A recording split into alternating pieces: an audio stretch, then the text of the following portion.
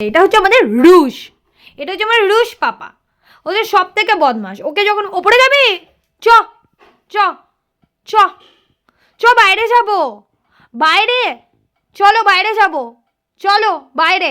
এত বদমাস, ওকে চলো বাইরে যাব এত কিছু বললে তখনই ও শুধু তাকায়, তাছাড়া কিন্তু ও তাকায় না, সব কিছু বোঝে। চলো চ বাইরে যাব, এই যে। এরপর আমি যখন অন্য কোনো কথা বলবো ও কিন্তু কোনো রকম কোনো রেসপন্স নেই, ও নিজের মতন নিজে ঘুরে বেড়াবে। মা কি করছে ওই ফুটোটা দিয়ে দেখবে, তারপর যখন মা এখানে আসবে আমার জানলার এখানে, তখন এসে এখানটাতে থাবা মারবে। এটা হচ্ছে ওর কাজ, রোজকার। চ ওপরে যাবি, এই যে, চ বাইরে যাবি, চল বাইরে যাবি, যাকগে। এবার মা ওখানটাতে ফুফু করছে, এবার ও ওখানে ফুফু করবে। এইগুলো হচ্ছে ওর কাজ। আজকে ওকে আমি সারাদিন পাইনি, এখন রাত্রিবেলায় ওকে পেয়েছি।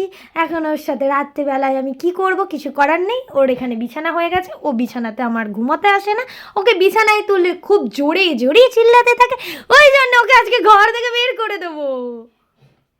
রুশ, চল বাইরে যাবি, চ চ ঘুরে আসি।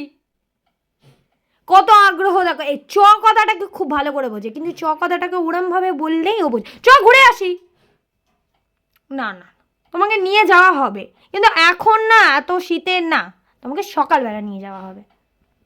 চলো সবাইকে টাটা, টাটা টাটা, ওটাও খুব ভালো করে বোঝে, টাটা।